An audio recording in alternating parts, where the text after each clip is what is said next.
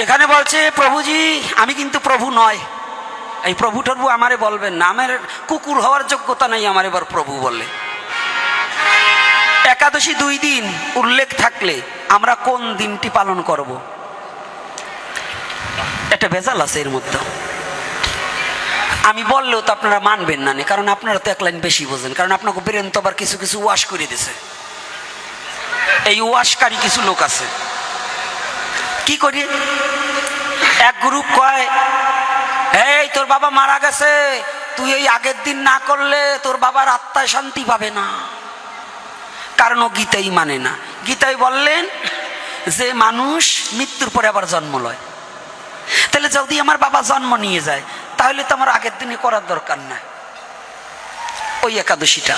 এখানে সিদ্ধান্ত মোতাবেক 3টে একাদশীর নিয়ম আছে, 3 প্রকার। একটা হচ্ছে স্মার্ত মত, একটা হচ্ছে গোস্বামী মত, আর একটা হচ্ছে নিম্বার্ক মত। তো নিম্বার্ক মতে যারা দীক্ষিত তারা তাদের গুরু পরম্পরাই মানা উচিত নাকি বাবা? আর আমরা যারা কৃষ্ণ মন্ত্রে দীক্ষা গ্রহণ করিয়াছি তাহারা গোস্বামী মত অনুকরণ করিতে হইবে। গোস্বামী মত কেন অনুকরণ করিব? এই আমাদের গীতার মধ্যে একটা অন্ধ ব্যক্তি আছে, ওনার নাম কি? তোমার কাছে শুনতে চাইছি নাকি? সামনের দিক কইছি, নাম কি? ধৃত, বোঝেন তো? ধৃত, দ্রুত আর ধৃত একটু তাৎপর্য আছে না? হ্যাঁ, অতীব চালাক ব্যক্তি, তারপরে সে অন্ধ। তার নাম ছিল ধৃতরাষ্ট্র। এই ধৃতরাষ্ট্র মৈত্রীয় মুনির কাছে একদিন জিজ্ঞাসা করলেন, এই মা কথা বলবে না, পুটুর পাটুর কোনটা যেন করে, ক্যাসেট বাজান বন্ধ এখন। ধৃতরাষ্ট্র জিজ্ঞাসা করলেন মৈত্রীয় মুনির কাছে, আয় মুনি। এই মৈত্রীয় মুনির কাছে বলছে, মুনিবর আপনার কাছে আমার একটা জিজ্ঞাসা, ভালো করে শুনবেন যারা প্রশ্ন করেছেন, একের মধ্যে সব প্রশ্নের উত্তর হয়ে যাবে। বলছেন আপনার কাছে আমার একটা জিজ্ঞাসা। বলছে কি? বলছে আমার এই শতপুত্র মল্ল কেন? আমি তো জন্মন্ধ, আমার তো কোনো পাপ ছিল না, আমার তো কোনো পাপ নেই, আমি জন্মন্ধ, আমি পৃথিবীর আলো বাতাসই দেখিনি, তাহলে আমি কখনো পাপ করলাম? বলছে রাজন, আপনার স্ত্রী শত পতঙ্গের মস্তক ছিঁড়ে মালা গেঁথে পড়েছিল, শত পতঙ্গের ডিমটাকে পাড়িয়ে নষ্ট করেছিল, আরো আরো অন্যান্য অভিশাপ আছে, একত্রিত হয়ে তার 100টা শতপুত্র। বলছে মুনিবর কথাটা বলছেন ভেবে বলছেন তো? বলছে হ্যাঁ। বলছে আচ্ছা, একটা নারী কি একটা সন্তান জন্ম দিতে পারে? পারে না? যদি তাই পারতো তাহলে অবিবাহিত কালেই তো বাচ্চা হয়ে যেত। আবার ওটা বলবো না, ওদিকে আর যাবো না, আমার মুখ ভালো না, শেষে আবার কোনটা তুই কোনটা বলবো, আপনারা কষ্ট পাবেন, ওদিকে আর যাবো না, তাকে শুনেন। বলছে যে তাহলে একার দ্বারা যদি সন্তান না হয়, আমার স্ত্রীর পাপে তার পুত্র মারা যাবে, কিন্তু এই 100 পুত্রের ভাগ তো আমারও থাকবে, তো 50টা মারা যেত, আর 50টা থাকলো না কার কথায়? কি যুক্তি কি অনির্য নাকি? বৈধ যুক্তি না অবৈধ বাবা? এইবার মুনিবর তো বিপদে পড়ে গেছে। আসলে কি বিপদে পড়ছে না? মুনিবর জানে কিন্তু বলছে না, কারণ রাজা কষ্ট পাবে তাই। বলছে মুনিবর বলছে রাজন আপনাকে বলতেই হবে? বলছে হ্যাঁ। বলছে আপনারও পাপ আছে। বলছে কি? বলছে এ জন্মে নয়, আগের জন্মে আপনি দশমী বিদ্যা একাদশী করিয়াছিলেন, যারা দশমী বিদ্যা একাদশী করিবে তাহাদের এ জন্মে না হয় পরজন্মে পুত্র শোক পাইতে হইবে। কথাটা কি বুঝতে পারছি? দশমী বিদ্যা একাদশী করলে এ জন্মে না হলেও পরজন্মে কি কি কথাটা বুঝতে পারছি কিনা? এজন্য আমাদের হরিভক্তি বিলাস সিদ্ধান্ত মোতাবেকে গোপাল ভট্ট গোস্বামী এবং সনাতন গোস্বামী সিদ্ধান্ত যুক্ত করলেন যে দশমী বিদ্যা একাদশী পরিত্যাজ্য করে দ্বাদশী সংযুক্ত একাদশী ব্রত করিতে হইবে। এজন্য অনেকে, যেমন গত একাদশীটা বুধবারে ছিল, একাদশী ঠিকই শুদ্ধ একাদশী ছিল, ওটা একাদশী ছিল, কিন্তু বৃহস্পতিবারেও করতে হয়েছে। কেন? শাস্ত্রে লিখেছে যদি শুদ্ধ একাদশী থাকার পরেও পরের দিন যদি মহাদ্বাদশী উদয় হয় তাহলে একাদশী পরিত্যাগ করিয়ে মহাদ্বাদশী ব্রত করিবে। কি শাস্ত্রে এটা নিহিত করলেন। এখন আমরা লাইটে বললেও প্রকৃত ব্রাহ্মণ যারা তাদের আমি প্রণাম করি, কারণ ব্রাহ্মণকে অসম্মান করার আমার বাবারও ক্ষমতা নেই। কিন্তু আমার কথাবার্তার মধ্য দিয়া অনেক ব্রাহ্মণরা ভাবে যে আমাকে ওই বুঝি বকে, কিন্তু না বাবা, যে ব্রাহ্মণ তারে আমি দণ্ডবোধ করি, তাকে কখনোই আমি ক্ষুণ্ণ করতে চাই না। কিন্তু যারা ব্যবসায় বাওন হইছে ওইগুলোকে ছাড়া যাবে না।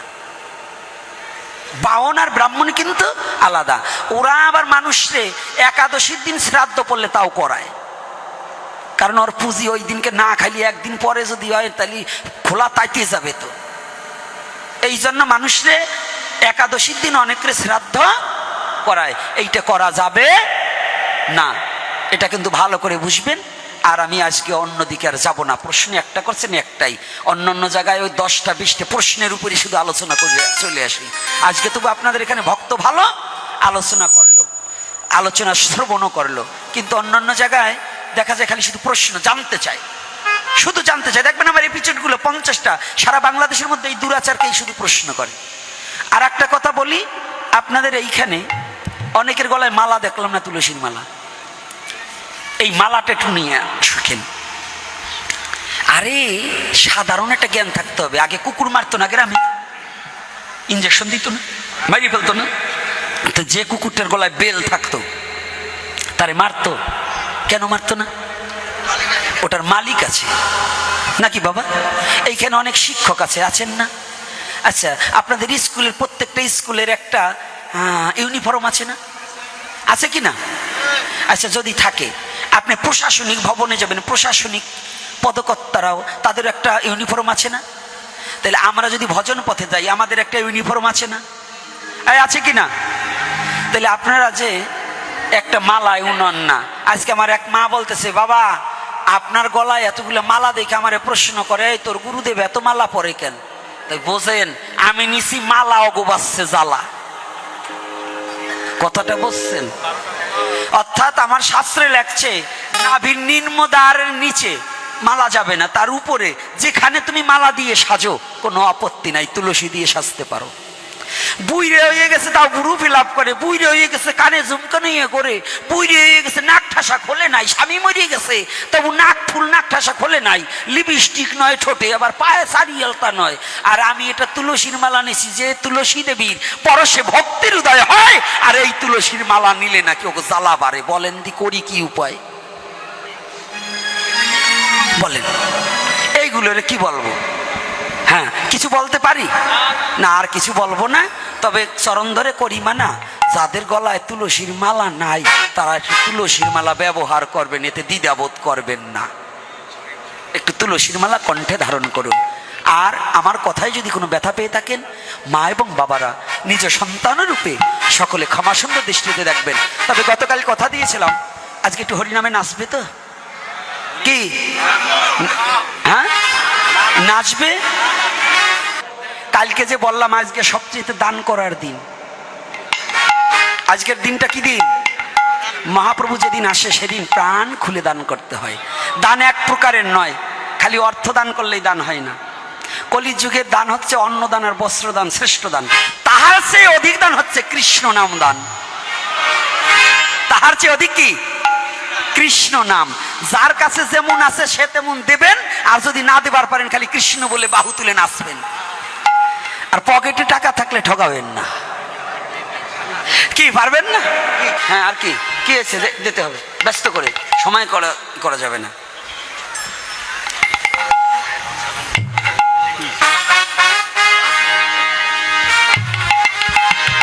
আচ্ছা, আমার বাবাজি একজন ভক্ত প্রাণ কমল মাস্টারের দীর্ঘদিন ধরে হার্টের দুটি বাল্ব নষ্ট হয়ে গিয়েছিল না? অত্র এলাকার বিভিন্ন ব্যবসায়ী এবং শুভাকাঙ্ক্ষীর আর্থিক সাহায্যের মাধ্যমে ব্যাঙ্গালোরে চিকিৎসার মাধ্যমে সুচিকিৎসা হয়। বর্তমানে তিনি সুস্থ আছে, তাকে আশীর্বাদ করবেন। সে বাবা কই আসছে এখানে? যাক, মহাপ্রভু কৃপা করুক, এ যেন মহাপ্রভু একে সার্বিক মঙ্গল করুক। আজকে আপনাদের 10 জনের কৃপায় সে বেঁচে আছে, আপনারা আশীর্বাদ করবেন সে যেন হরিনাম করিতে করিতে আমাদের মধ্যে আরো কিছুদিন থাকতে পারে।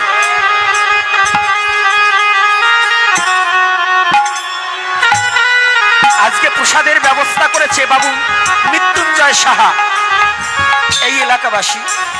তাকেও আপনারা আশীর্বাদ করবেন, তার যেন হৃদয়ে দুর্বুদ্ধি না আসে, যেন শুদ্ধ কৃষ্ণ প্রেম জাগ্রত হয়, তার পুত্র কন্যা যাহারাই আছে তাদেরকে নিয়ে যেন ভগবানের ভজন করতে পারে। আপনারা সকলে আশীর্বাদ করবেন।